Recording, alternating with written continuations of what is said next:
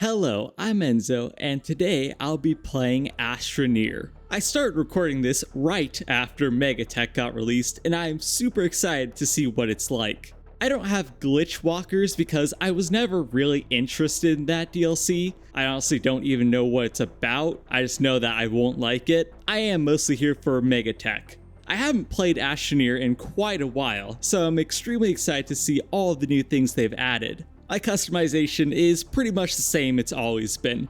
I wear the retro suit cause, of course, I've been playing this game for pretty much since it's been released. And I love a good orange-purple combination. Also the crown. I understand that now. Starting out, if you look around me, this is possibly the worst starting position I have ever gotten in Astroneer. Honestly, I really should have just created a new game because I spawned in the middle of ravines.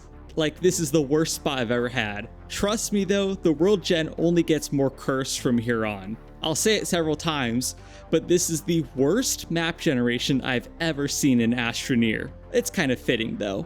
I'm going to skip through a lot of the early game stuff because it's extremely simple early game stuff. The main thing to note is that I will be following the quests pretty closely early on because the early quests have some really good rewards, including the soil centrifuge, which is very nice so that you don't actually have to pay the byte price to research it early on. That's pretty much the main reason to do all the missions. I also noticed this thing right next to my base. Again, Cursed Generation. Apparently this is part of the current event. I think it's like the Halloween event. I don't really care about these, and I never used any of this stuff. I have absolutely zero interest in it. Again, I'm only here for Megatech. The very beginning was mostly focused on getting some basic buildings set up, most important of which are the research labs. I've been running around grabbing as many bytes as possible so I can start researching some stuff. When I have a bunch of large objects like these research items, I call this technique juggling, where I throw them as far as possible, then walk towards them. You'll see me do this a ton throughout the playthrough. I'm guessing there's a more popular term for it, but I think juggling fits the best. Since I haven't found any good cave openings near my base, I have to make my own. That's a little bit annoying, but thankfully the ravine makes it far easier to get into the cave layer. And super early on, actually before I truly reached the cave, I managed to hit laterite, which is aluminum, but you have to smelt it first. This is also a massive deposit of aluminum, which is very nice. I need aluminum to make the soil centrifuge, now that I had the blueprint, of course, and some other important items. I got a buggy from one of the missions, which is pretty awesome. This makes exploring a whole lot faster. That's important because I needed this vein of clay over here. I need clay to make one of the tools that I need for the mission to get the soil centrifuge. I will admit this is probably a little bit too much work for a free soil centrifuge, but oh well. My next goal is one of my new favorite parts of the game. So I've been playing this game for a very long time. This item is relatively new to me, but it makes a lot of sense why they added it. You're probably wondering why there are trees in my base. Well, these are unique trees. They have those little green flowers on them, and any plant with these green flowers can actually be tapped. As you can see, I have some on there already. Tappers automatically create organic from the thing they're attached to, which is super powerful. Like, probably the most overpowered thing they've ever added, actually. Because these are infinite, by the way. That's just how stupid tappers really are. So yeah, infinite free organic. Again, it makes a lot of sense because there's no other way to get organic besides harvesting it yourself, so you can't truly automate it. Until now. I could go over the 10,000 reasons this is overpowered. I think you guys can probably figure out some on your own. But one of the first things I'm going to be building is actually an automatic power plant. Yes, you can automate power super early on now. Well, this type of power. There's always solar and wind, but you get the point. Organic power. So keep these trees in mind because they will come in handy all throughout the playthrough. Since I've played this game so many times now, I have a general plan of what I want to do. And my current goal is making a shuttle so that I can go to the moon. The shuttle requires a bunch of aluminum, well, just aluminum, but I also want to make a landing pad, so I need aluminum and ceramic for that. Ceramic is what I got the clay for. Clay has one use, and that is literally just being turned into ceramic. Ceramic doesn't have many uses either, unfortunately, so you don't really need much of it. Since I haven't found any ammonium at this point, I just used the soil centrifuge to make one. It requires 2 canisters of soil for 1 ammonium, but it's my only option. And from way later exploration, I can confirm there's like no ammonium anywhere near me. Like seriously, I feel like they heavily decreased the ammonium spawn rate on Silva, or something like that. I don't know, maybe my luck is just that bad. But now it's time to go into space. It took me a little bit to remember all the space controls, and the first thruster gives you 4 launches, which technically means 2 trips in between planets. So I can go to one place and back, that's it. I found a half decent landing spot, or at least that's what I thought. This is a horrible landing spot. This will be a recurring theme in this playthrough, trust me. After I set up an oxygenator, which gives me oxygen to my tethers, I can start heading down into the caves of the moon. I say the moon, but it's technically De Solo, which is Silva's moon. There is one other moon in the game, but you don't really go there that often. If you guys haven't played Astroneer before, it's very important to know that all of the planets have different resources. Well, from a resource pool. A couple of the planets do share resources, so that's why some are more useful than others. A perfect example is the other moon I'm talking about, Novus. Both of its resources can be found on other planets, so there's not really any reason to go there, except for the missions, of course. The resource I'm looking for here is wolframite. De Solo also has zinc, which is one of the resources on Silva, but I don't need that because there's a ton of zinc there. The main reason I need wolframite is so that I can get more progress through all of the missions and, well, game, I guess. Just like clay and all of the other smeltable ores, the ore themselves can only be used to smelt into the finished product, which in this case is tungsten. Tungsten has a ton of different uses, and it's incredibly important, but not the most valuable resource, so you don't need a ton of it in the end. But for now, I wanted to get as much as physically possible so that I don't have to keep coming back here. That's the reason I brought a medium storage, because the first rocket does have space for a medium-sized item. It's funny because my last playthrough of Astroneer was actually with my dad, so I actually had to build a rover seat for him, filling up that medium slot in my rocket. That was kind of annoying because I couldn't do the resource strategy that I'm doing here, but still, co-op is very fun. A little bit later, I finally collected enough tungsten. As you can see here, I have 17 in total. I could easily get 19 or 20 if I drop my soil canisters and oxygen tank, but this will do for quite a while. And back to Silva it is. Also, super fun fact about Astroneer, Silva and De Solo are based off our real-life Earth and Moon. Even though I have tungsten at this point, I'm actually preparing another rocket trip. You're probably wondering what this is for. Well, this is like the second phase of my main plan. I'm going to one of the far out planets called Glacio. Glacio is the tundra planet. It's like one of the best planets because it has tons of good resources, including iron and titanium, which are super important for endgame stuff. But more important than that, the difficulty is hard here, which is important because that actually dictates how many research points we get from scanning research samples. And yeah, another super cursed landing spot. Thankfully, there's plenty of iron near where I spawned, so that's nice. Besides all of the tethers I need to extend where I can actually go, I've added a drill mod, the first tier, and a generator to my inventory. I need the generator because there's no power network on the oxygen line, so I need power for myself some way. Thankfully, I don't really need this, it's just an emergency measure if I want to actually mine some of the rocks here. Because the higher the difficulty of the planet, the more of it will actually be harder to, mine. It's a little complicated. There are 3 tiers of hardness, and you need the right tier of drill to make it go faster. I can actually mine the first tuft here, it's just way slower. But the ground I'm walking on, I literally cannot mine at this point. I actually need the drill mod 1 or 2 to start mining it. Back to my grand strategy. I always go to Glacio as my second rocket trip. Since it's a high difficulty planet, I get a lot of bites out of the research samples. As you can see here, yeah, averaging like 330 plus, it's ridiculous. This is one of the best ways to get bites super early on in the game, and more importantly, fast. Sure, I could research a ton of those medium-sized samples, but it would take forever to find those and bring them back to my base. And then it would take forever to actually research. But spending a couple of hours running around the caves here is so much more worth it, and more efficient. So yeah, I'll be here for a while, and I'll get back to you guys when I have enough data, or I run out of tethers. In about 2.5 hours, I managed to get 54,000 bytes.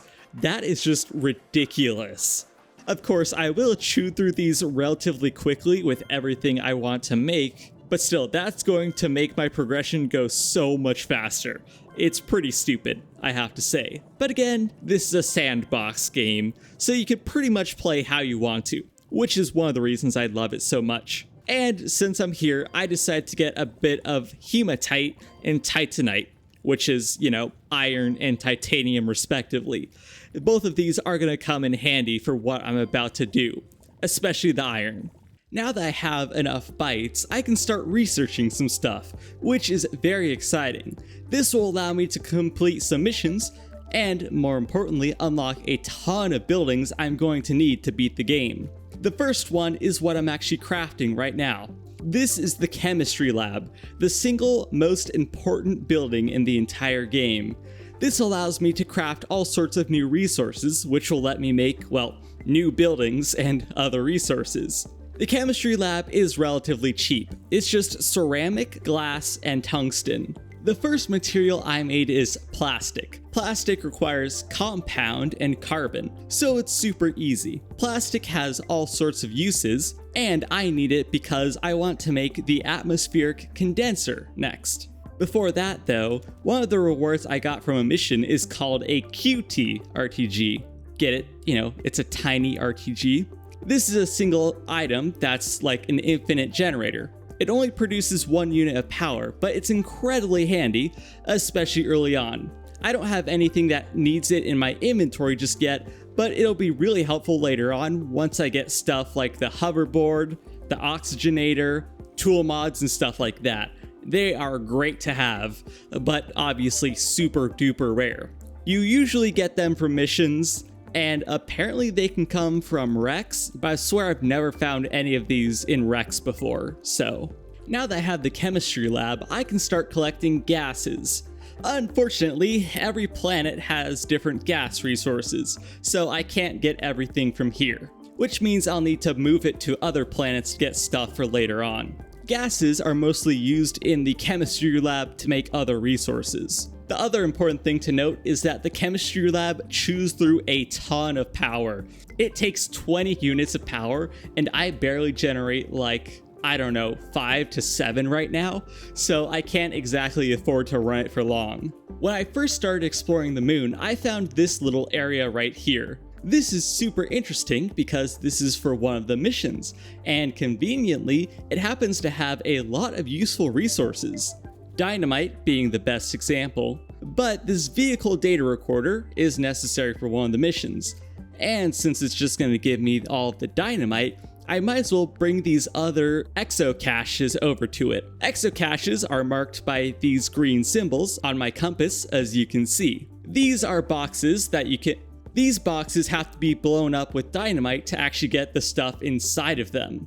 These things are incredibly important because the exocaches contain exo chips, which are not new, but like they were added a while ago, and I'm not completely used to them just yet. But exo chips are required to make a lot of high-tier machinery now. It really sucks because before you could get so many buildings and vehicles, all sorts of stuff really early on, but they didn't really like that. I mean, it makes sense, but oh well. Naturally, the strategy with exocaches is to get a bunch of them close together so that you can use one or a few dynamite to blow a ton up at once. Naturally, the explosion leaves behind a massive mess. There's a ton of debris, which I can pick up for scrap, even though I don't have a shredder to process it just yet, and of course, the exo chips I came here for. Since I'm going to need more power for the future, it's time to expand that entire organic farm that I was using earlier. Well, the funny thing is that I'm still using the same trees. I actually just added a smelting furnace so that I can turn the organic into carbon. Carbon can then be thrown into some medium generators to create 9 power per second. That's pretty ridiculous. That is a huge upgrade from just 2. Even though it does take a bit more power to actually create the carbon since I need to run the furnace, still, it's absolutely worth the investment. Besides upgrading my power, I've been working on some other things, including the large shredder that you can see there. This is so that I can start processing some of that scrap. Honestly, making this was kind of a waste because I usually just go straight to the extra large shredder. I actually have no clue why I built this thing, even now. Oh well, at least it'll give me a little bit of scrap that I can actually use to trade for some stuff. Besides that, I've been working on making a large rocket. I realize now they're technically called shuttles, but who calls them that? Really, they're rockets and we all know it. The large rocket is super expensive and requires a bunch of resources. Oddly enough, the exochips and ceramic are the easiest. The most annoying part is the titanium alloy. That requires titanium, which I already have, graphite, and hydrazine. Hydrazine requires hydrogen and 2 ammonium, so a little bit expensive to make. And then graphene, and you combine all of those in the chemistry lab to make your titanium alloy. You also need some nitrogen to combine all of those into titanium alloy. Thankfully, Sylvia has hydrogen and nitrogen, so I can actually make everything here, which is very nice. But that's actually part of the reason I'm making this large rocket in the first place. I need to be able to store more stuff in the rocket so I can bring it to different planets and start collecting gas from, other planets. I skipped quite a while later because I've mostly been working on the same things. In the background there, I've expanded the tree farm a little bit more so that I can have more organic, thus more carbon. I built a container to store the carbon, which is going to be super important. The container requires plastic and glass, so nothing too difficult. Oh, and did I mention the generators? They cost tungsten, which sucks a little bit, but makes complete sense, and aluminum, if I remember correctly.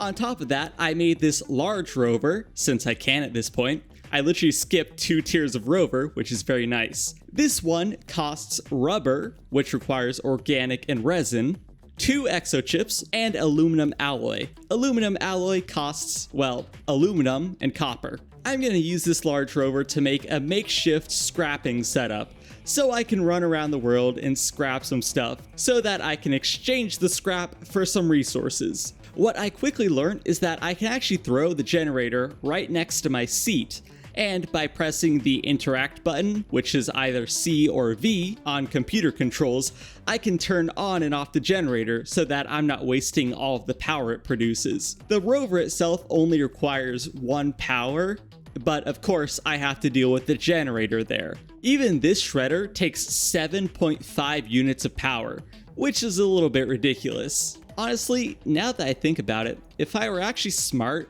I should have crafted one of the automation things, the power sensor, and legitimately just automated this thing. That would have been a million times smarter. Well, I wish I would have thought about that at the time. Oh well. I also decided to activate one of the gateway engines since I was close to it. Obviously, the power wire is a bit of a trip, especially because this one is in a bad spot. Definitely not the worst one I've seen though. Like I said earlier, the world generation is so cursed. But long story short, I'm not going to do too much of these until like the end of the game pretty much. I have so many other things I want to do first. Well, this is interesting. I actually did try to automate it. I don't think it actually works right though. Oh, I realize now. I need a battery sensor instead of a power sensor. So the idea is there, just not the execution. The main reason I went to get all of that scrap is so that I can trade it for some other resources. Well, I'm too lazy to go and get myself right now. In this case, of course, it's lithium. I unlocked this new building, which I haven't seen before. I guess it was added a while ago. I just haven't played in a long time. This is called the Large Battery. This might be one of my favorite buildings in the entire game right now. Of course, I know about the small and medium batteries. Those have been in the game forever. But this large battery, it's so much cooler. It can store almost 8,200 units of power, which is just ridiculous to say the least. On top of that, it can release 25 units of power at once, which again, pretty stupid, especially considering it's literally just 2 lithium and 1 zinc. Such a powerful power item for so cheap. I love it. I thought for sure this was going to cost like nanocarbon alloy or something like that. Considering how powerful it is, it really should. Or maybe they can make like an extra large battery. That would be fun to see. But yeah, we all know how batteries work. They take excess power from the grid, store it, and then release it when I need it a bit later on. Also, as you can see, yes, I have burnt through 52,000 bytes. I don't know how many you need to research everything. I'm willing to bet it's probably around 150,000, but I'll clearly need to go on another byte run at some point. For now, I'm just basking in the glory of the large battery. Especially with how cool the power bars on this thing are. You've got the small indicator in the middle, and then the super large, like, snaking indicator on the sides. Yeah, this is one of the coolest buildings easily. For a while now, I've been working on loading up this large rocket, or shuttle, with all of the materials I need to start collecting gas from other planets. You can probably see part of my strategy right there, the large battery. Now, my original plan is to load up a few containers with carbon and then bring over some medium generators. That's what I'll do a little bit later on, but I wanted to test the potential of the large battery. And I've never done anything like this before, so I thought it would be cool. Also, for the rocket, obviously you need a thruster, but I'm not using the single-use thruster that I was earlier.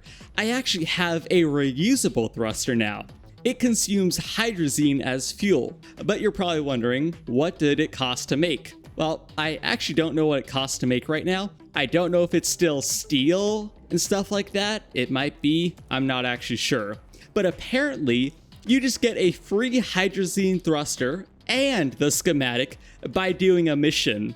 The ridiculous thing is that the mission literally just wants you to make hydrazine, which is 2 ammonium and 1 hydrogen in the chemistry lab. It's ridiculously simple and easy for that much value, but that's why I love the missions. Besides teaching you how to play the game, it actually gives you a purpose to, do things in order instead of skipping super far ahead like I tend to do. Each container of hydrazine gives you 8 launches, so more like Thor interplanetary trips in reality. My first destination is actually going to be Glacio again. You're probably wondering why.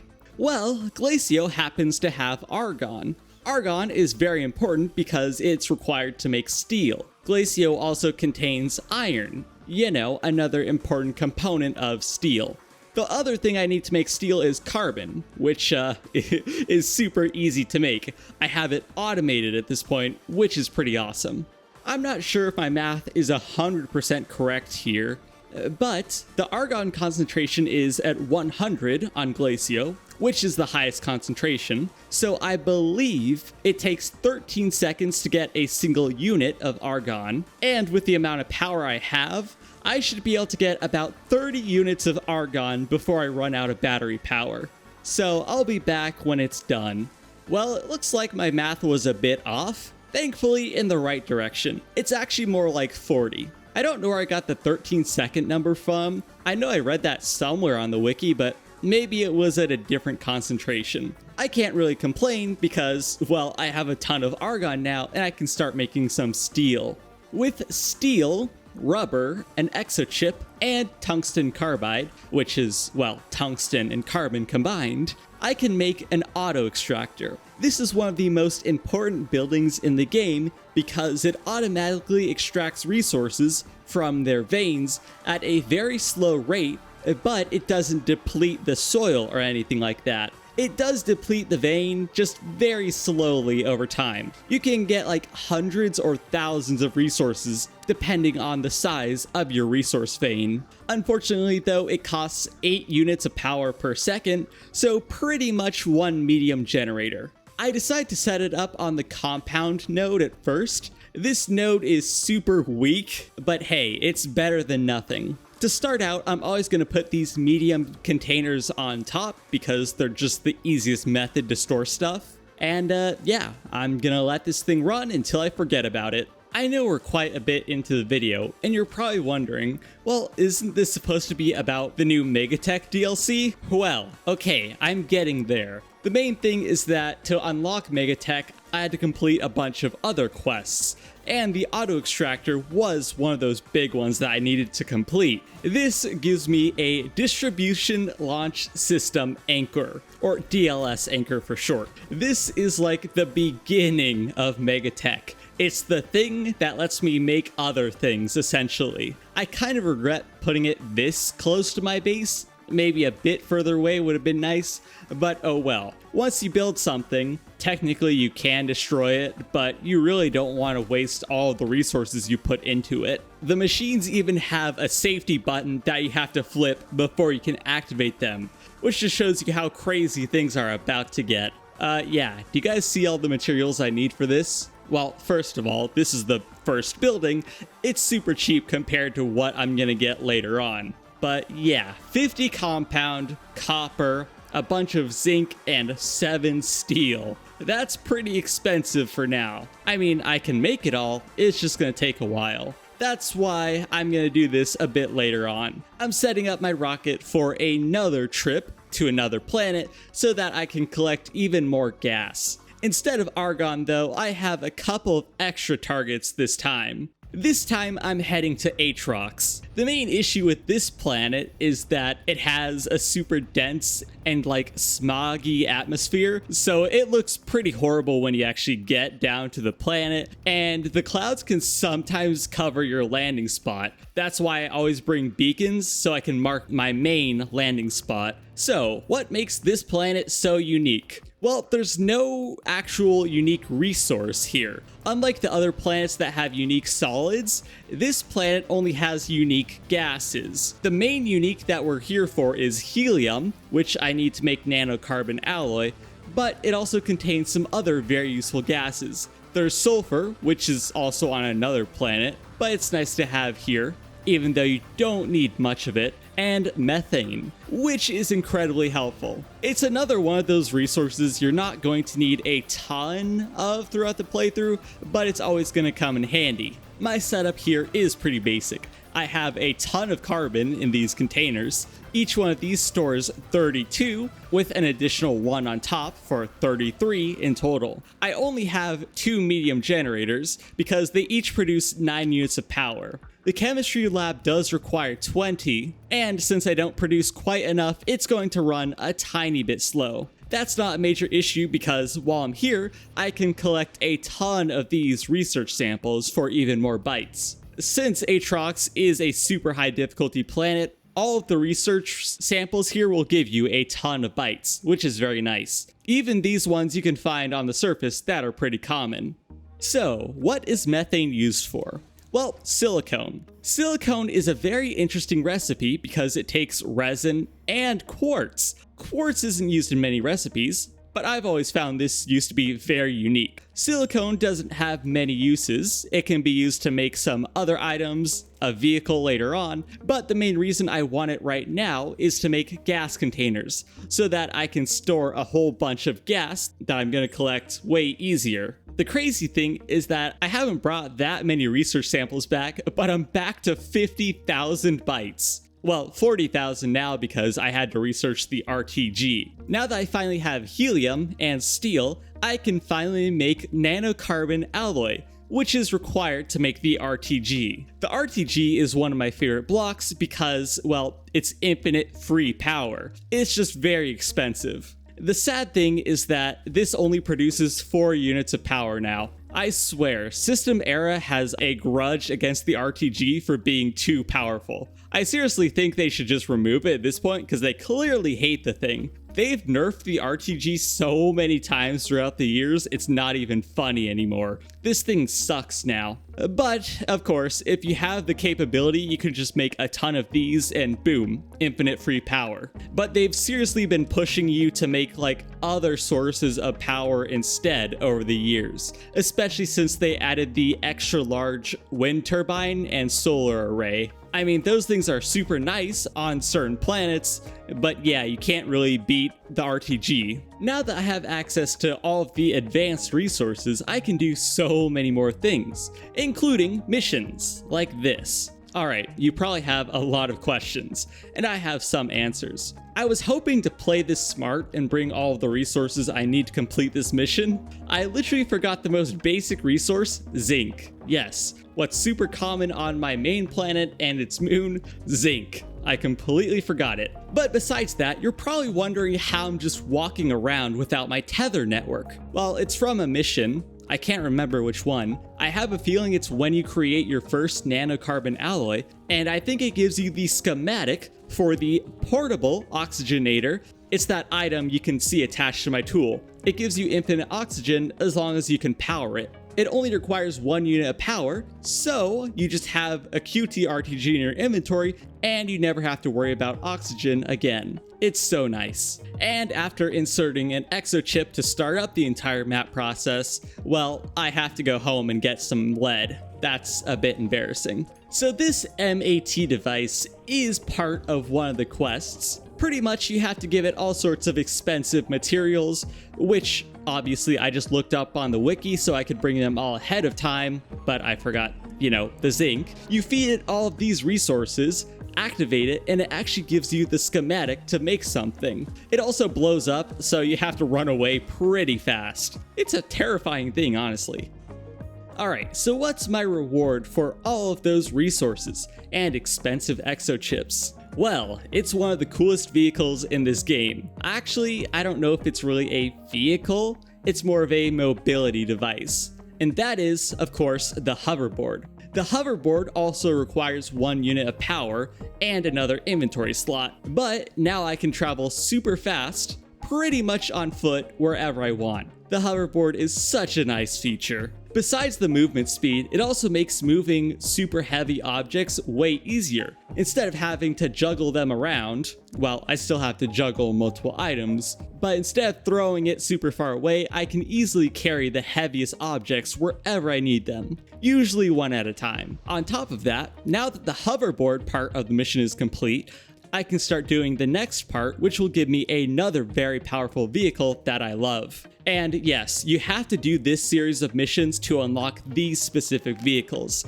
Some items in this game are locked behind missions now. It kind of sucks, but also makes a lot of sense. The next thing I want to find is located on a planet called Vesania. Vesania? I don't actually know how you pronounce it. I'm probably butchering all of these names, but oh well. This is called the Exotic Planet. It's the only other planet with a moon, which is Novus. This planet has lithium, which is very important, but it's hard to find and underground. The other resource here is titanite, which is rare, and I think it spawns in the mountains. But of course, I already have access to that on Glacio. As you guys can probably guess, it's pretty much the same process as earlier with the hoverboard. I need to blow up that special container. Yes, I know it looks like an exocache, but it's a little bit different and marked by a special marker. It drops the same stuff though.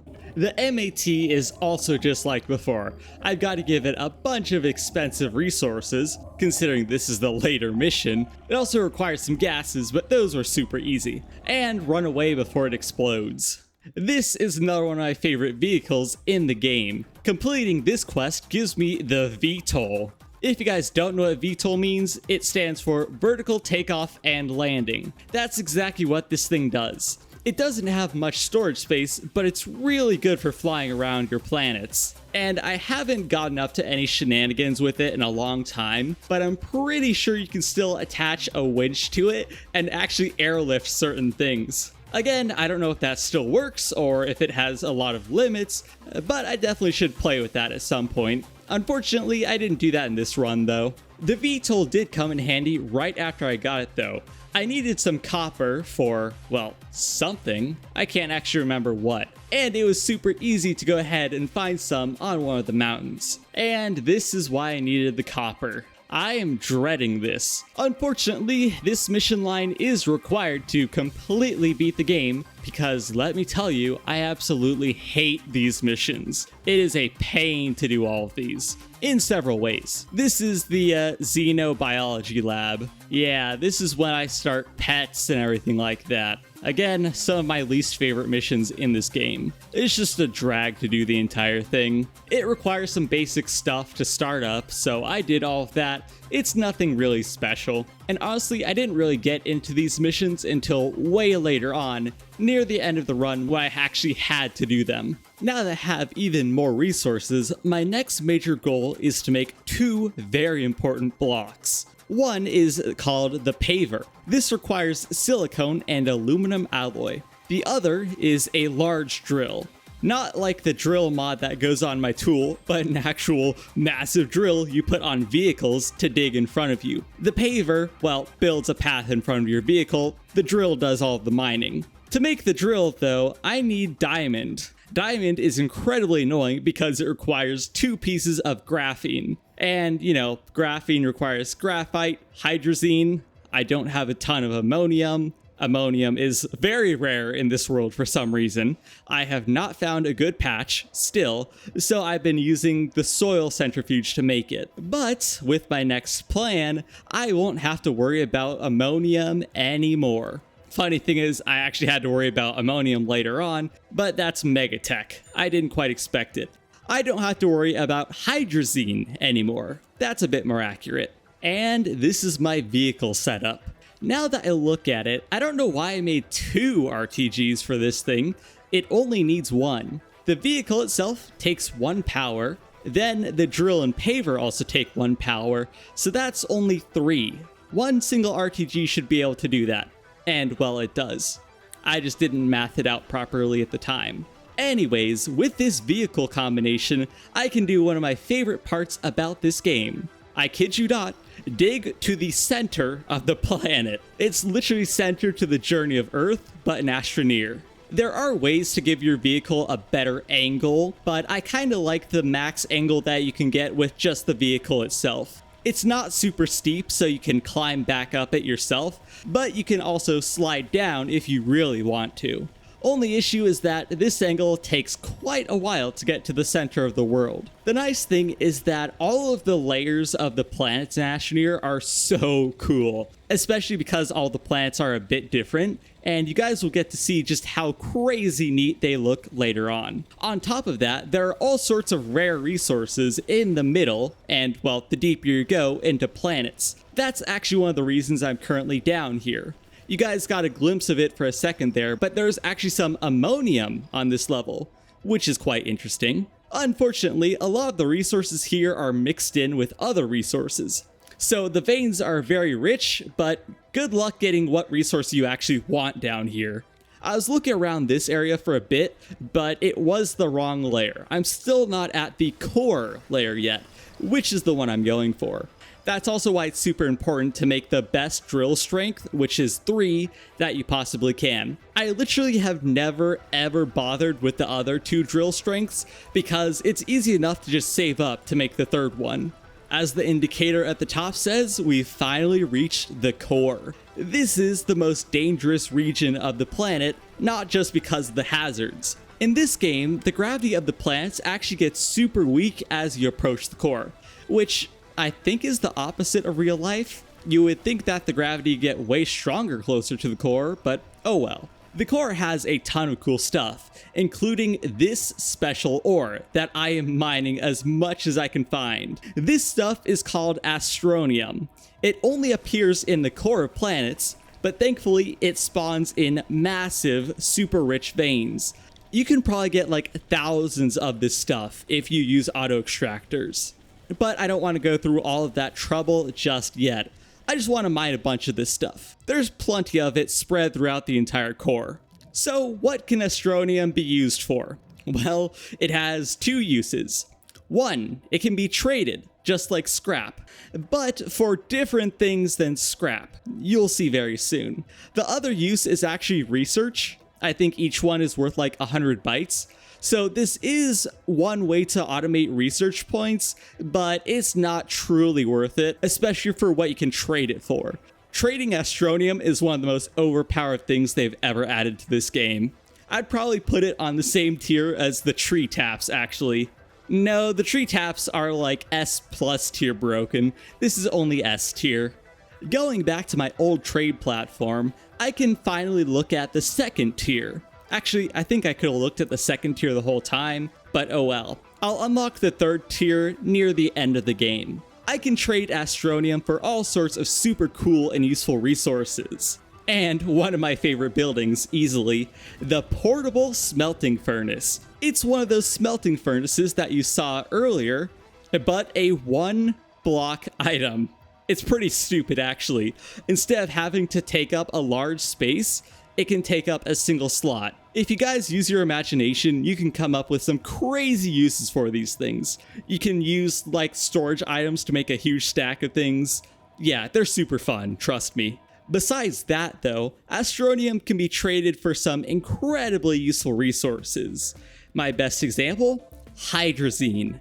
The trade is 3 Astronium for 2 Hydrazine, which is absolutely worth it if you can automate Astronium production. So yeah, I literally never have to worry about making Hydrazine ever again. It's so useful. You can also get packagers, which is very nice, because packagers require graphite, which can be very annoying to acquire, and dynamite, which is nice because you can just forget about having to deal with sulfur and blast compound. So yeah, Astronium trading, absolutely broken. I recommend getting it as soon as possible in your runs because it lets you skip so many things. You guys remember what I was saying about cursed world generation? The gateway engines all proved that in their own ways. I mean, look at this. It's buried completely inside the mountain. Well, not completely. You'll see near the end, there's one that is literally buried in the world. I had to completely dig that thing out. It was ridiculous. This is still pretty bad though. Yeah, this one's not any better. This time it is floating. I've never seen a floating gateway engine, at least this bad. I've seen buried ones before, that's nothing unique. But yeah, I haven't seen this when I played Astroneer before. I think I spoke a little bit too soon. At least that one was like partially touching the mountain. This gateway engine's just straight up in the middle of nowhere floating. I mean, this has to be a sign of some sort. Honestly, I have no clue what it's supposed to mean though. I know I'm jumping like all around the place when it comes to missions, but that's just how this part of the game is right now. I'm not entirely sure what I want to do right now. I'm kind of just working on a bunch of different things. And for now, I decided to get back to the pet missions. At least the first pet for this planet, because that's easy enough. For each plant, you have to get a container of soil, an item, which in this case is zinc, and then a specific seed, which I think is pop coral. Then you place a horn onto the container. You might have to replace it and move sometimes. It just depends. And your little galastropod shows up. To tame this thing, it's actually super funny, you have to dance. For a long time, I thought the emote was randomized, but no, apparently you just dance. I think my favorite part is how Astro style, you know, Gangnam style, works extremely well for getting these pets. But the main reason I can't stand this mission line is just the tune that it plays when you're trying to befriend the galastropod. For some reason, this tune just drives me insane. I turned it off later on, but still, I wanted you guys to hear it so you can understand why I don't like this quest. Next up, I returned to the center of the world, where I dug a bit deeper to reveal the true core of this planet. This is one of the reasons I love Astroneer so much. The core of the planet is actually this weird structure. I mean, it's super cool and trippy. Honestly, it reminds me a lot of Borderlands the pre-sequel, with all the Iridian vaults and Elsier as the final level. That's exactly why I like this so much. Anyways, every planet has a different resource you can insert in here, and you'll get this special object. For this planet, I need quartz, which is super easy. And it's always good to bring 2 of the resource so that you get 2 of these things. You need 1 to unlock the core so that you can actually leave. You know, that's kind of important. And you'll need another one for later on. As a matter of fact, these items are technically required to beat the game, or at least unlock one ending of the game. A little bit later, I decided to make the extra large shredder. This thing is another favorite of mine because, well, you can shred about anything. It is just so much fun. I also have the large shredder to the side there. It's pretty funny just the difference in size between them. And yes, that is the large shredder on the left. That's not even the medium one. The medium one is actually pretty cute, but it's pretty useless, I have to say. The extra large shredder is a bit expensive. It requires 2 exochips, 1 steel, and 1 tungsten carbide. But it's absolutely worth it because I can scrap way larger objects now, and of course, more small objects at once if I really want. I call this creation an early prototype of the scrap train. That's pretty much when you link a bunch of large rovers together and, well, just scrap everything you find on your way. I actually made a super cool one of these near the end because it's possible to make way better scrap trains with some of the relatively new structures. I say relatively new because I feel like that medium storage that you can see on the left, I feel like that came out right after I designed the old version with the smaller medium storages. So yeah. And with further discoveries, I actually theorize it's possible to have like 3 shredders on one of these things. It's a bit ridiculous because that requires like 9 RTGs to power the whole thing, but I could probably make it work. Back to Glacio, I decided to work on one of the other quest lines. This is the train, or rail, quest line. There's a lot of annoying stuff to do in this. I have to create rail lines to collect some resources and stuff like that. But the quest line is nice because it gives you all of like the train station, the train cars, all of the schematics and stuff like that. And of course it teaches you how they all work. Well, except it doesn't teach you automation, which would have been nice. Also, even though I haven't seen the series, I do like the fact that the mission is a reference to, you know, the show Snowpiercer. I always find that super funny. But of course, I had to go back to Silva to get some other resources. In this case, I was actually missing exochips. That's when I remembered, oh yeah, you can literally just buy exochips with Astronium. Again, this trade is not balanced in the slightest. This is so stupid. I don't even have to work for exochips anymore. I don't have to fly around the world blowing up the caches. I can literally just trade for them. Ah, this is so nice. The first thing I need to go around collecting is these crates that you'll find scattered all across Glacio. And I mean, there are tons of these things. You only need 10 of them for the mission. So you're probably wondering, what do you do with them when you complete the mission? Well, when you're done with the mission, or even if you're not, I guess, either way, you can throw them into, I think, only the extra large shredder, and they give 2.5 scrap, which is a ton, by the way. That also means they take a long time to actually shred completely, but still, that is so much value for how easy they are to get. A lot of the other scrap that you just find around the map and by blowing up things is usually not worth much. The small pieces are 0.2 for reference, by the way. And the pieces of scrap you get from opening up those triangle containers, they're called like exo research caches or something like that, those give 3 for a little bit of context. So yeah, Glacio is one of the best places to get scrap. Besides being necessary for telling the train where to go, rail posts are incredibly useful because they act as a kind of power spine. I call it a power spine because that's a term in Oxygen Not Included. It's pretty much like the largest wire that carries all your power. And this thing has exactly the same purpose. The rail lines also transmit power, making it extremely easy to power, say, these auto miners throughout the line, which is super awesome.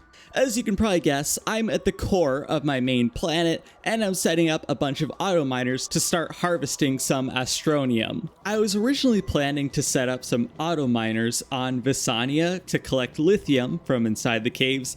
I decided to actually fly to Novus and collect lithium from the mountains, just with my tool instead, mostly because it's faster. And I didn't need a ton throughout the series, so this is the faster way to go. As usual, I'm just up to some random things. First of all, I want to make a landing pad on Calidor and all the other planets for a mission. I will note that this is like the worst spot I could have put a landing pad. I thought it was smart because it's next to a gateway engine, but you see that structure in the distance? Yeah, that's one of the wrecked landing pads. I swear, every single time I land here, I accidentally go to that one instead, and I have to carry my rocket all the way back to my main one. Thankfully, it's not too much work because of my hover pad. I'm back on to solo, mostly because I want to fly around with my VTOL and get some more exochips. Yes, I do have Astronium automated, sure, but there are a ton of exochips on the moon here, and it takes a while to mine, so yeah. Before I could get any exocaches though, I found this. This is one of the best Easter eggs in Astroneer. I mean, we'll get to some other cool ones later, but like the Apollo Moonlander. It doesn't get much more awesome than that. Unfortunately, the picture was pretty bad because there was a rock in the way, but still, awesome to find it. One of the most interesting things I found while flying around was this structure. This is definitely, like, relatively new because I have never seen this thing before. It has this data circuit on it, which actually unlocks a mission, and yeah, it wants you to go to a bunch of different planets and collect these circuits on platforms just like this. It's a real shame that the game doesn't give us a schematic for this platform, because this thing is awesome. It has 4 large slots and 1 extra large slot. Like, imagine what you could do with that. The possibilities are like endless. And once I collect all of those chips for the mission, which I'll do later on, it gives you a super cool structure you can create. Still, it's sad that it's not the platform. Back on Glacio, I decided to set up an auto extractor for iron because I need a lot of iron. So I placed a large battery to continue powering it and an extra large wind turbine. Normally I would use 2 RTGs for this setup, but I at least wanted to try this, especially because the wind turbine is pretty cheap for how powerful it is. You know, like I was saying earlier, the devs are really pushing us to try and use these other power sources and not just like 500 RTGs. My current goal is to start automating all of the resources that I need, which is pretty much every resource. So I've been going from planet to planet placing down auto miners for the most vital stuff. Now, most of the resources are easy enough, but there are a couple that's problematic to say the least. Graphite and quartz. However, I happen to find this massive vein of graphite and quartz in the middle of my world. But that's the exact problem. It's a mix of the two. So I honestly don't know how the game calculates which one to mine here. So I just decided to place a large platform with multiple containers just in case I get different types of ores. But long story short, the game did decide to prioritize quartz for a super duper long time. But eventually, once it started running out of quartz, it wasn't very obvious, there's still a lot of crystals, but yeah, after a while it did switch to graphite. So that was pretty interesting, I guess. It's also nice that there's some clay here. Even though I don't need a ton of it, I would like to automate some. Same deal with Calidor. I decided to go here instead of the moon for my tungsten, because first of all, tungsten is a little bit easier to find. It's floating up in the mountains, funnily enough. And I wanted to try out the solar arrays, since I literally never use these things. But of course, I happened to set all of this up during like the infinite night cycle. I mean, this place is supposed to have super high sun, but I certainly don't see that. It felt like it was night forever. In Glacio, I couldn't exactly find a great titanium mine area, Like, all of the spots were terrible, especially this one where like half of it is in the ceiling, which means I have to throw my miner into the ceiling. It's definitely not ideal, but in the end, it works, at least. Alright, it's finally time for what you're all here for, the Megatech part of Astroneer Megatech. It took me a while to collect all the resources because that's, well, what I've been working on. I placed them all on this platform and it's supposed to work, but it ain't doing anything. So, the entire problem is that I actually forgot to power the platform. This thing chews through a ton of power, so be sure you're ready for that when you want to start these things up. This uses the little container in the platform. It's apparently like a printer drone, and yeah, this thing is built quick. The other mega structures aren't built nearly as quick as this one, because this DLS is required to make all of the other ones.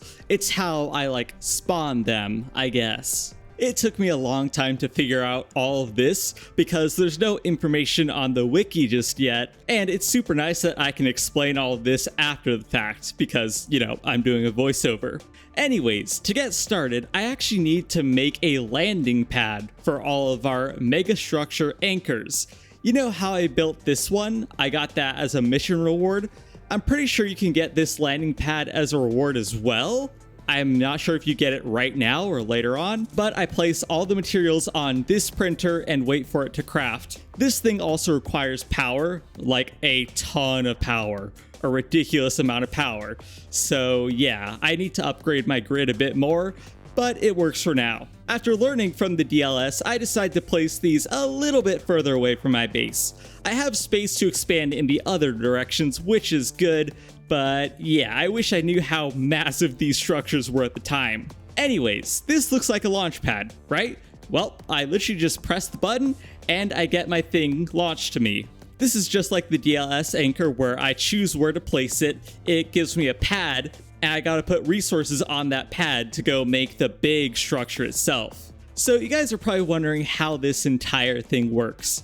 You have the log that tells you all of the lore and a bunch of notes, but it's not particularly useful. Unfortunately, the game doesn't really tell you how to use this thing. It was super confusing at first, but let me explain. This back panel area with all of the tubes and buttons is super important. This is how we choose what we launch to receive on that landing pad. There are 4 items in total, and there's one item you can only print once, which is the museum, so you have to choose where you want to place it carefully. But the other 3 can be launched constantly. If the lights are blue, that means it's loaded. If they're red, that means there's something loaded in there and you can't load anything else. Then you go to your launch pad and click the button to claim your item. It'll eventually drop. Of course, for these other structures, you can bring the launch pad to other planets, which is obviously intended, then come back here, choose the package you want to launch, and then send it to that planet. It makes a lot of sense now that I've completed everything. To get working on everything I'm going to need, there's one resource I don't really have. That is graphite. Yes, that's been my eternal plague this run, not having graphite. Well, at least for a while. I'll get way too much later on. But for now, my solution is adding this large soil tank to my rover so that I can hollow out this mountain. And yes, that is the idea, by the way. By the end of this run, this mountain is going to be completely gone. It took me several hours to do this, probably a slight waste of time, but it was super fun to slowly trim the mountain down to nothing. To help deal with some of the terrain that's above me, which is the largest issue with this mountain, I decided to use a building I have not touched in years. That is, of course, the crane. And man, this thing brings back so many memories. I totally forgot it existed. But if any of you know about early Astroneer, the crane was actually necessary to mine stuff. I think it was maybe even lithium that you needed it for. But yeah, certain ores required the drill, and you couldn't place the drill on vehicles, at least not the same way. I think it had to be with the crane like this, something like that. All I remember is using the crane to extract ores, because you needed it. But for now, it's an incredibly helpful tool for chewing through material like this. It's only really good with tiny amounts because it's not as effective as just putting the drill on the vehicle, but it's still very fun. I've been processing resources for a while now to finally get the ridiculous requirements to make this thing. The Intermodal Terminal. This is a super cool building. Unfortunately, one I didn't really touch, because it's probably one of the most useful. The Intermodal Terminal has to be built on different planets to actually use it. But this allows you to finally automate sending rockets between planets. It even has rail stations built in. So, for example, you can automate a rail collecting resources from an auto miner that then brings it to this pad and launches it to another planet. You can truly automate resources like steel and titanium alloy now. That's pretty awesome, I have to say. So yeah, amazing and super cool building. I just didn't really use it at all. That's mostly because I was having so much fun with the other buildings, and I was getting a little tired of the playthrough by the time I finally could have used this thing. I'm guessing you can do these structures in any order you want, but I went for the museum second. This building is super cool as well. It allows you to donate resources like bytes, power, items, and seeds. And yes, it literally chews them up, they're gone forever. But they're stored as a value in there, and the more you input, the higher rewards that you'll actually get, which is very neat. After the museum, I got the biodome. Now, it's a tough call because all these structures are so cool. The biodome might be my favorite. I barely used it, but it is so cool. It allows you to automate planting and harvesting seeds and everything like that. Technically, there is a way to do that I learned about a little bit later on, but the biodome is so cool when I actually finish it. I thought it was going to be worthless at first, but it's really neat. But the last structure is the one I've truly been waiting for. This is what I've been seeing a lot of, and I was super excited about. This thing is called the Orbital Platform. I have a feeling you guys know what that is already.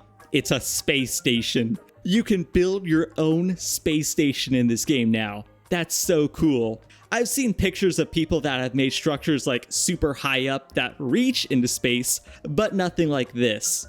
It's gonna be awesome. The only problem is that the price is eye-watering. It takes so many resources, it's not even funny. And it has 3 stages. You literally have to pay the price for 3 different things that only give you one thing in the end. So yeah, that's gonna be painful, but I am excited to see what this thing looks like. Another cool thing to note is that all of the rewards from the Megatech missions are super good. Besides all sorts of resource canisters and power generators, there's also rockets and stuff later on, which is super nice. After that, I decided to spend some time going around the moon and scrapping all of the wrecks there. I don't know why I thought this was a good idea. The moon is so small and there wasn't much scrap on it. I'd already gotten all of the exo caches on the surface. Yeah, this is definitely a big waste of time. But on the bright side, I did power up all the gateway engines and awaken the planet since, I was already there. Do you guys remember those trees and the tappers from earlier? I had a horrible idea. And this is the horrible idea in action. Sure, there are a ton of ways to make power in this game, and I already had a tiny setup of 4 carbon generators going earlier, but I decided, what if I made it 12 with one of the large storage towers? Yeah, this looks stupid. It is stupid, but it works, and it provides somewhere around 110 power. Each generator produces 9, there are 12 generators. Yeah, it's pretty awesome. So this is what's going to be powering my base from now on. I'm still going to add RTGs over time, because somehow I did use way more than 100 power later on in the run. It gets a little bit crazy, but yeah, I just wanted to note that for now, because I am in love with this setup. It turned out so well. Something I should have started way earlier is actually automating all of the auto miners. A tiny bit more at least. For this setup, I'm adding a large platform and a smelting furnace. With an auto arm, this automatically picks up the material off of the auto extractor, it places it onto the smelter, and automatically smelts it into the ore, so that I don't have to wait for the ore to be released from the canisters and then smelted. It makes the whole process a bit faster. The main thing I've been working on for a while now is expanding and improving my base. You guys already saw the power plant, and you've probably gotten several glimpses of how bad of a mess this place is. I assure you, the mess only gets a tiny bit better throughout the playthrough. Actually, no, it gets worse near the end. It gets really bad near the end. It's just terrible all the time, but that's how I play this game. It is what it is. I can manage it. But now I'm starting to get all of my resources into large containers that are actually on large platforms. Now, normally I would use the large platform A, which can only hold one of these, but then I was thinking, it's smart to actually use large platform B so that I can put smaller containers on them, either fill up the larger containers or fill up the smaller containers instead. This is like one of my best ideas I've ever had in this game, by the way. It works extremely well, especially when you need to mass produce items. I will admit, the actual smart play would be, truly automating everything, but I've already done a couple of runs where I've automated, well, most things. It's usually nanocarbon alloy, which is probably way better to do now because I can 100% automate it instead of having to bring like the gas, steel, and tungsten over. But yeah, I decided to do something a little bit different this run. In some games, I honestly like doing things manually on occasion. Like sure, it's cool to have everything automated and just there when you need it, but I feel like doing things manually can be super satisfying sometimes. I don't know, that might just be me. I'm back near the core of the planet, and like I was talking about earlier, as the quartz vein depletes a tiny bit, I'll actually start getting graphite from the auto extractors instead. That is super interesting to see. But the most interesting part is that if I move the auto extractors, it actually resets what they mine to quartz again. And if they stay there for a long time, it'll eventually go to graphite. Really weird how this system works. I would love to see the code behind it and how it calculates which one to extract. And this is my chemistry lab design, how I'm going to make all of my materials from now on. Looking at it now, I easily realize I should just use those medium storage towers. I could easily have a third chemistry lab in this setup. Actually, that'd be genius because then I could add more of those small storage towers, empty all of the resources from my containers into them. Yeah, that idea is like 1,000 times better. Well, hindsight is 20/20 and all. Oh well. But I have to say, this setup is beautiful. Just look at how hypnotic these chemistry labs look in not sync like this, but offset a tiny bit. It's beautiful. I'm building a few other modules in my base. There's this one I absolutely love. It's got 16 smelters on one tiny platform. I cannot express how much I love the portable smelting furnace. It's just so cool. It's just ridiculous, actually. Being able to store 24 of these things, it's just unnecessary. There's no reason for you to ever smelt 24 things at once, but you can. I love this game. Next to that, I built a small soil centrifuge setup. This can hold one large container, one soil container, and 2 soil centrifuges. This lets me print all sorts of resources, but only the basic organic ones. It's still super convenient considering I'm going to need absolutely tons of resin and compound for these mega structures. I finally have all of the resources to finally make the museum. Yeah, all the mega structures are just ridiculous in cost. I find it even funnier that I barely even used the museum until near the end of the run. But oh well, it is very fun to gather all of these resources and see the things be built. The museum itself is really cool looking, especially once you get all of these bars to start going higher. It's pretty neat. There's also some more things I can make, but I have to print the second stage of the museum first to do that. The second stage is what gives me that mega structure component printer in the middle. That is just like the printer on the DLS that lets me make a couple of other things. They're actually pretty neat, but again, that'll be a while. I decided to finally set up some lithium mining, and when I was drilling my way down to the core of Asania, I have to say this planet might be the coolest, especially once you get down into the lower levels. The plant life here just looks so crazy well designed. It's almost a shame most of the time you play on the surface of Silva. You know, you don't spend much time on other planets unless you make your base there, and I swear I've never seen anyone actually build a base underground. That might be cool to do sometime. One of the biggest issues with the trade platforms is that they can't be automated by default. For example, everything else can craft automatically, you know, chemistry labs, soil centrifuges, stuff like that. But the trade platforms have to be activated manually. However, that's where some of these automation items come in. Basically, this is a massive loop of delay automation all set to max. It's literally like a repeating timer. And as you can see, it actually works. Now, it's not that great. I could certainly time it a little bit better. But yeah, now I can just leave my Astronium setup running and automatically get exochips, which is pretty neat. I also have a ton of footage of me playing around in creative, trying to figure out all of the automation and stuff like that. It took me a couple hours to actually figure out how to get trains properly automated, but it is possible with some delay repeaters, which is very nice. My entire goal is to make a train that works on a single rail line so that I don't have to make a trip back and forth to build the line. And it is actually possible if I use a junction and a whole bunch of automation, but it's good to know that it's possible. This area is relatively close to my base, but it's definitely worth making the train. I have a couple of auto extractors set up here in 2 spots. One spot here mines graphite, because I found a couple of graphite veins. That's very helpful. The other spot, I kid you not, it is the tiniest, and I mean smallest, ammonium vein I have ever seen in all of my time playing this game. It's ridiculous. There's like no ammonium there. I had to move the auto extractors a few dozen times to get like anything out of it. So I need ammonium, even though I have hydrazine automated. Well, ammonium's actually required to make the biodome. I'm going to need 100 of it.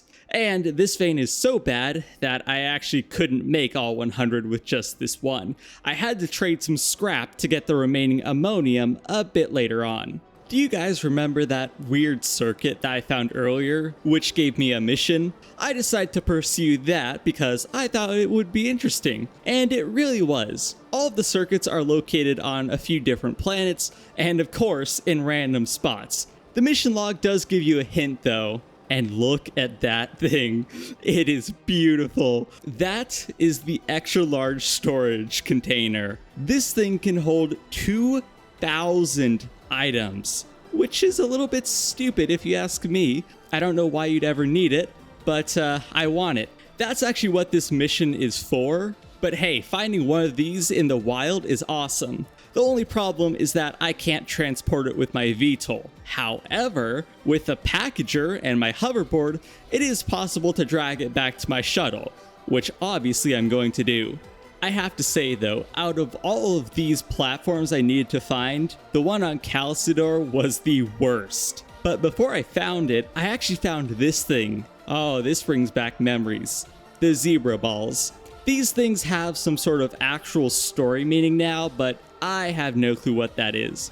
Still, it was super cool to actually find one, considering I haven't in like a long time. Anyways, the main reason I'm here in the fissures is because that's where this thing is located. Yes, fissures. I have to look super deep into the map to even find this. And look, I was traveling the other way when I found this, but even if I blinked, I would have missed this thing. It is completely buried into the mountain. I mean, sure, the container is like a dead giveaway, but still, how else am I supposed to find this thing with this crazy world gen? Whatever.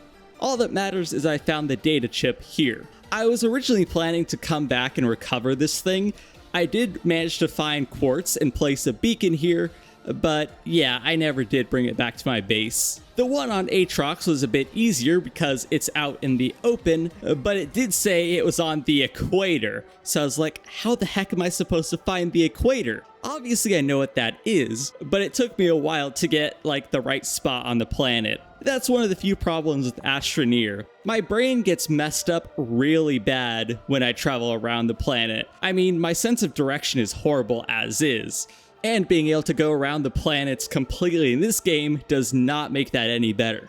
Here's an example of just how powerful the Astronium veins at the core really are. This is a completely full 400 size canister, and there's still plenty more in that vein. And of course, I've already taken tons of canisters from here before, so yeah, it's a bit ridiculous. To help speed up getting resources to all of my new mega structures, I decided to make a small rail line. Now, I definitely should have made the pylons a bit closer to the actual printer here, but I moved it closer to the next ones that I'll make. Now that I have tons of resources, I decided to head back to Aatrox and build a proper atmospheric condenser setup. I thought, well, if I can have one platform with two of these things, why not make two platforms? Yeah, this is pretty awesome. I also have the large gas tanks, as you can see. Those can hold like 460 or something like that, when the regular containers can only hold like 140. Man, I just played this recently and I've already forgotten like everything. That's pretty insane. Anyways, I need methane to make a little bit more silicone, and of course helium to make more nanocarbon alloy. And guys, this is just stage 1 of the orbital platform. I'm gonna have to do 2 other recipes like this that have an insane cost. Unlike the other structures so far, the orbital platform actually turns into boxes when it's complete, which is very interesting. So I guess I'll have to do something with these boxes later on. Well, I can actually start the first one and launch it into space, but I didn't realize that until I had completed all 3 already. Back to the DLS, near the containers, there's this one part that has a door that I can open. This is where I need to put these boxes and then launch them. You have to make sure there's nothing in the DLS already. That was kind of my big mistake. I had something loaded in there at first. But once that's all done, I press the button and I can choose where to launch this thing. Unfortunately, I can only send it to Silva or De Solo.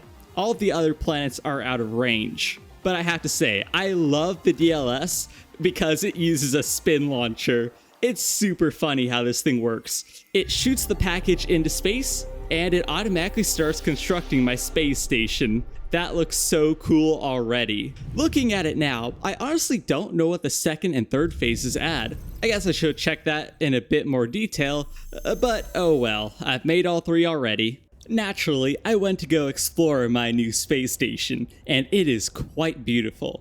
I don't actually know too much about this thing, that's the only problem. All I really know is that you can actually configure what the thing in the middle looks like. And conveniently, I happen to land next to the control station for that. You have all sorts of awesome options, including turning it into a giant sculpture of resin or compound. No, it doesn't give you the resource, it's just a sculpture made out of soil. Still, all of these things look super awesome. The space station seems to have all sorts of cable plugs as well, which is nice.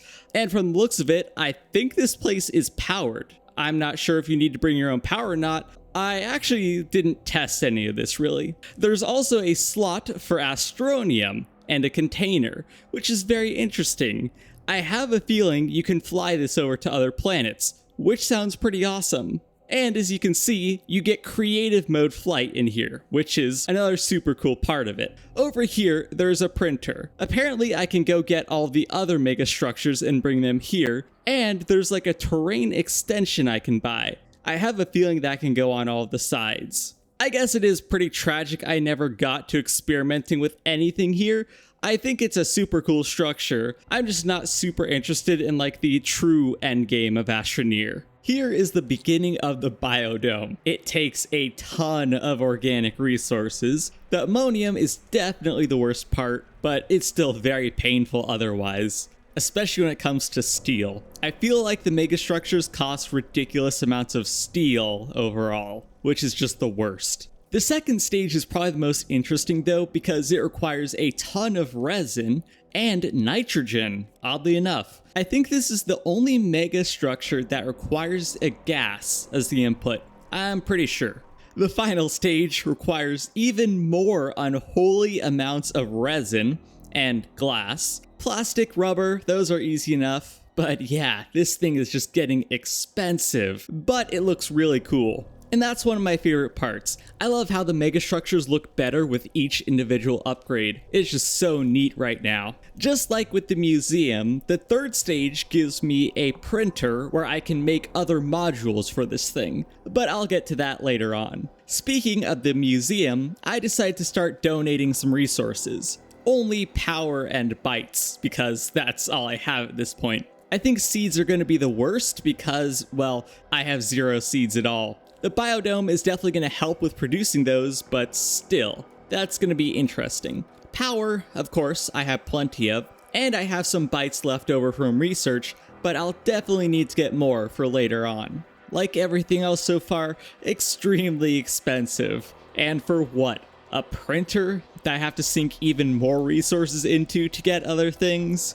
Oh well, I guess we'll see all of this a bit later. Because one of the largest issues with the printers in here is that they take hours. Okay, not actual hours, but I swear, these Megatech printers just take forever to craft things for some reason. The first module I made for the biodome is the auto planter. It should be very obvious that this is like a key item because, well, it plants your plants. Duh, you're going to need it. I did insert some seeds a bit later on, but I completely forgot to press the on button. That's a little bit embarrassing. The next thing I made is the resource pod. This thing is pretty much worthless. It's way better to place an auto planter or auto harvester instead, because they also have a resource slot. And in the meantime, I've been working on printing the things for the museum as well. The first thing I got is the display case platform. This is a massive platform that actually connects to the museum itself, which is super cool. I wish I'd used these walkways a little bit more because I think they're super neat, but I never did. Either way, that adds an additional platform to this thing. I just need to, print the display cases for it first. Here's one of the display cases. They come in 2 varieties. There's this one that has 3 medium slots, and the other one has 4 small slots. The main issue with this is that it doesn't actually tell you what to place here, and that's why it's so confusing.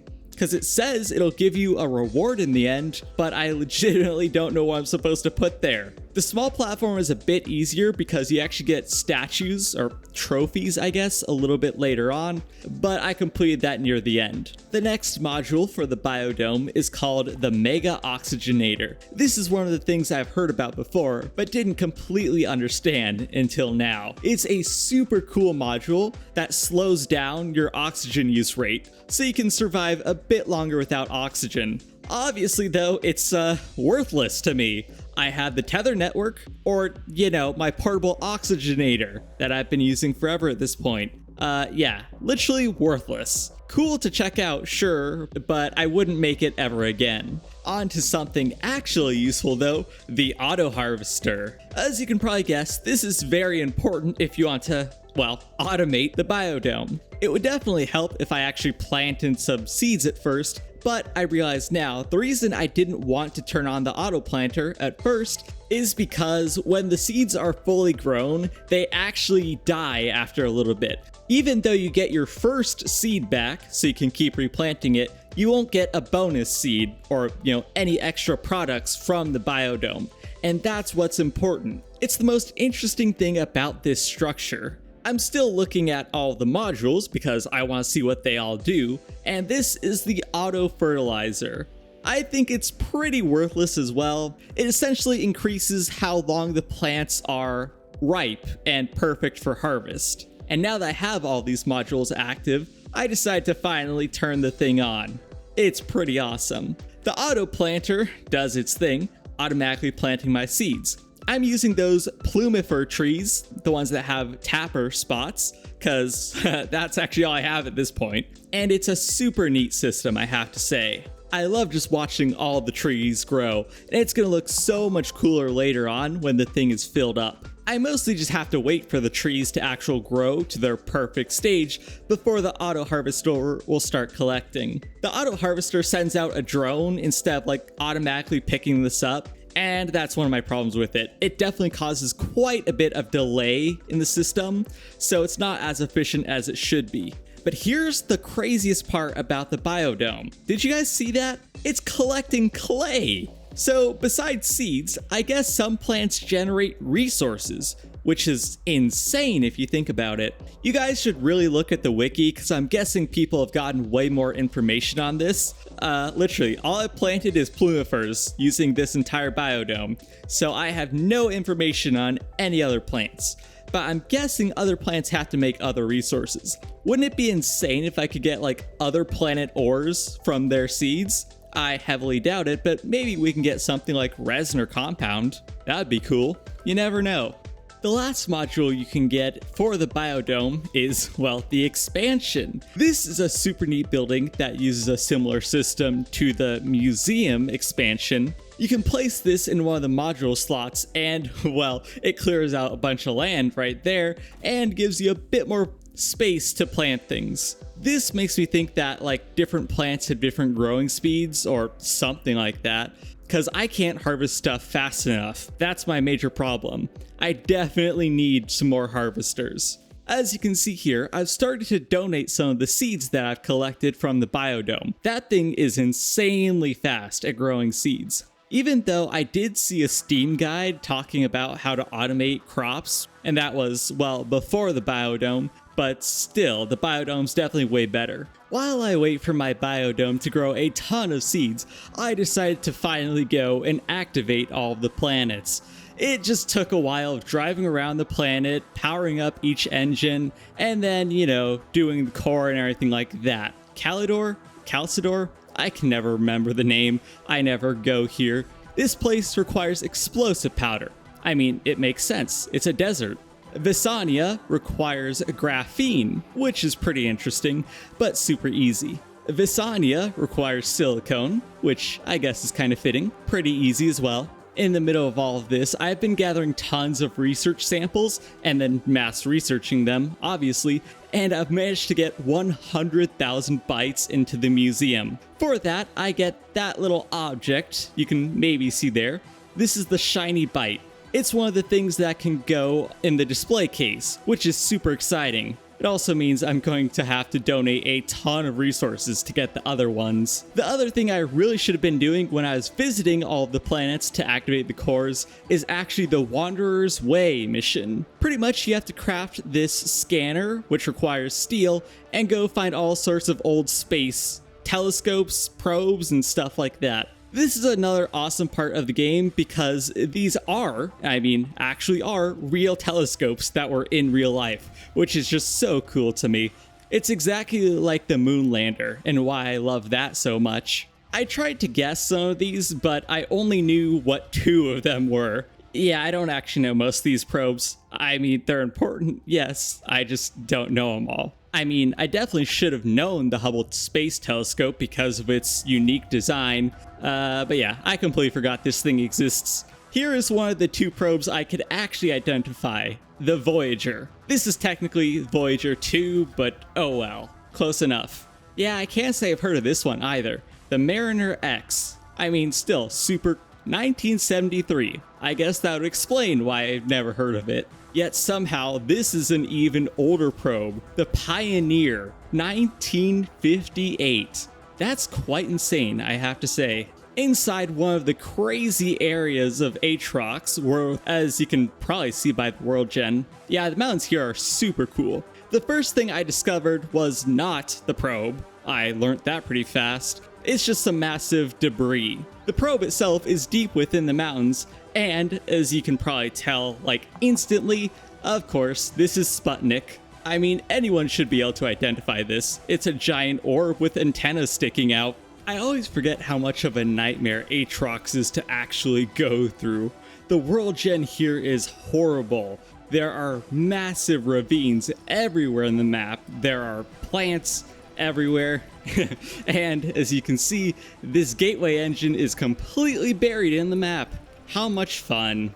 And in case you were wondering, yes, I did forget to activate Glacio. Glacio requires diamonds. Diamonds don't actually have many uses now that I think about it. I think it's like just the drill heads in this, unless I'm forgetting something else, but that's pretty crazy. They are a bit expensive because they require 2 graphene, but still, I really wish there were more uses for them. And finally, Aatrox. It actually just requires hydrogen, which is probably one of the easiest. Maybe besides Silva. I mean, it's literally just gas, which requires power, so that's very nice. So, if you didn't know, this is like the first ending of Astroneer. The original, I guess. To complete it, of course, we just need to slot all of these things into the, well, correct slot. I somehow messed it up on the first try. I must have misplaced one somewhere in my inventory.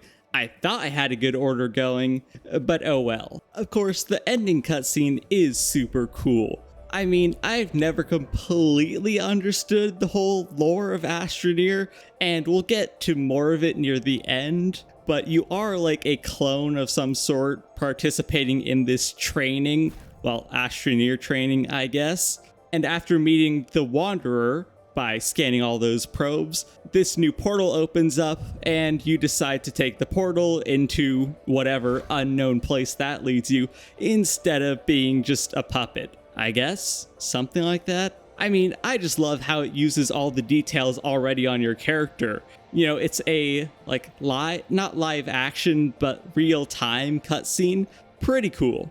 I have to say, the only thing I don't like about this ending is that it spawns you back on your main shelter, which means I had to go all the way back to a gateway engine so I could get to the core of the planet just so that I could go back to the satellite and get my rocket back. That was incredibly annoying. Although it's not necessary to complete the game, I decided to do all the rail missions while I'm here. And I'm kind of just stalling because I truly do not feel like doing the pets missions, but you're forced to because that's how you unlock some of the other ending missions. But yeah, the process is literally just the same for all pets, where you just have to get soil, a resource, some specific seed, and yeah. This ending is interesting enough, but I had to turn off the audio. I still truly wonder why this theme makes me go just insane when I have to hear it, but I cannot stand it. I'm so glad I'm done with these pets. And you know the crazy thing? The little tune that plays when you're doing these pet missions, that's not even considered music. It's actually considered a sound effect instead, which is interesting. I guess it makes sense because of the horn, but yeah. I don't know. All that matters is that I'm done. I don't have to worry about these guys again. They will forever be stuck on this structure. But with that mission complete, I can finally start the final missions. But there's still a lot of stuff to do. To start out, I have to activate this fault finder thing. This is an important part of the last few missions. Pretty much you activate it, it tells you to go to a different spot. You do that a couple of times and it completes the mission for you. We also get to meet Eva, or Emergency Virtual Avatar, but I like the name Eva, like Evangelion, or Eva from Arc Recode. I won't really explain much of the story, because I'm not super interested in it, I don't understand all of it, but we have to travel to the sun. Yeah, so apparently the whole time we're in a simulation. I was kind of talking about that earlier, but this just confirms all of that. And there's a giant control room in here. I've always found this quite funny. Besides the super cool design of this place, there's not much to do right now. It's actually just a bunch of like missions with this pet, which is literally dialogue instead. Oh yeah, there's this other person in here too that we have to like break out of stasis or whatever.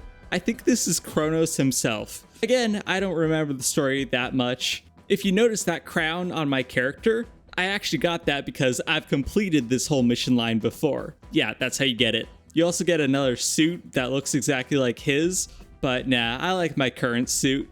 Next up, I actually have to go to Novus and harvest some of the flowers there. These are called fractal roses, and they are everywhere on this planet. I have a feeling these might be worth a lot in the museum seed slot. I wouldn't really know because I never tested different seeds. But I mean, they're supposed to be really rare, so I would bet. I had to bring a bunch of these seeds, well, 3 to be exact, to Visania and the mountains. Once I plant them all, I find Eva again. This time, Eva gives me another fault finder. Oh boy, this is going to be fun. Especially because, guess what? Fault finders are actually a little bit different each time. I guess it really depends on the mission, But for this one, it spawns a bunch of these fragments, as you can see the one floating there, and you have to go and pick those up. These missions are extremely annoying, I have to say, especially because I don't have anything to fly yet, which I really should have just made the hydrazine jetpack. I was avoiding it because it's actually a reward from this mission line, but yeah, it would have just been worth it to pay the 15,000 bytes to get it. The mobility is so amazing. I've forgotten how much fun it is. But then, because it also requires 2 slots, I usually unequip the hoverboard. So it's a trade-off. After completing that fault finder, I bring it back to the control room, and yeah, we get a bit of progress, I guess. Long story short, I do that a few more times on the other planets, and I unlock the final true cutscene to Astroneer. I mean, it is pretty neat, but yeah, I've never been like super invested in the story of Astroneer. I just like all of the gameplay otherwise. There's actually one final mission after that, where you get Eva. Yeah, I'm guessing it's a she, especially with the name Eva, and because of the design. Oh well, whatever. Once we get Eva, and when we give her a fractal rose seed, I actually get the ability to fly just like Creative. It's super awesome, I have to say. I mean, I've been able to fly for a while now because I've been using the hydrazine jetpacks, but I didn't get any footage of that really because it was just, planting all the seeds and finding the faults. Nothing super interesting. The jetpack does have a weird effect with the hoverboard though. I've always found that pretty funny. I spent a ridiculously long amount of time working on all sorts of resources that I've been donating to the museum. I found that, the high tier items like tungsten alloy and nanocarbon definitely give the best amount of points. And considering how relatively easy it is to make titanium alloy, I would say that is the best option. And now I finally have the shiny resource nugget. This is the last of, well, this tier of reward at least. I have a feeling the next tier is going to be the 2 high ones, but yeah, I've finally gotten all of these donation goals. Again, I don't know what the next tier is. It's extremely expensive, that's all I know. And I'm not that interested in actually working to get it. I'd rather start a run of another game instead. Because, yeah, this is a very fun playthrough. I had a great time.